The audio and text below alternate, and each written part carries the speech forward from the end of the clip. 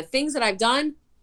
I mean, one year I went to like 3 different islands, Jamaica, Bahamas, Turks and Caicos. Like, what? This is my life, like totally paid for.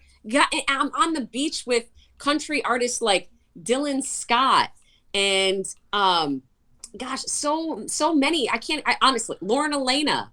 I've got great stories about, Tim McGraw and Faith Hill. They came back and they were talking with the personalities, and Tim McGraw's just eating some chips before they go on stage, and they're just normal people. And it's so cool you don't even think about it when you're going through these things, how amazing it is that you have these opportunities to be right there just conversing with these celebrities.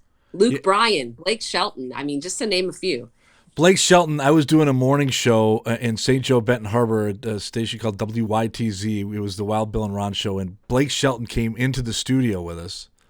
And this is when Austin was on the radio, so the very beginning of his career. Yeah. And he invited both of us to go fishing at his ranch in Oklahoma, and we never took him up on it. And I was like, well, that was just the stupidest thing we never did. But those kind of things happen when you're working at radio stations that you don't really think about, these opportunities that present itself. They do. And down in Augusta, they have their own show called Guitar Pull. So it was really cool to just see these artists stripping it down to just playing acoustic guitar for us, playing their hits on an acoustic guitar. And it's like, you don't get this many artists at once on one stage, literally. So I always try to take in these moments as like, again, just being blessed to have these opportunities to be with people I wouldn't normally be hanging around. I think I've mentioned this story once before on this podcast, but maybe I haven't. But I remember also when I did the morning show, remember Chris Cagle?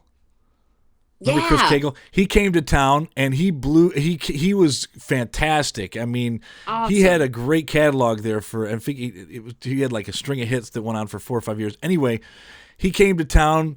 We had him on the air in the morning. After the show, we closed down a local restaurant. I'm sitting at a bar stool sitting next to Chris Cagle, and we're talking about his career, and I'm like, what? Yeah. What is this? What is this? Exactly.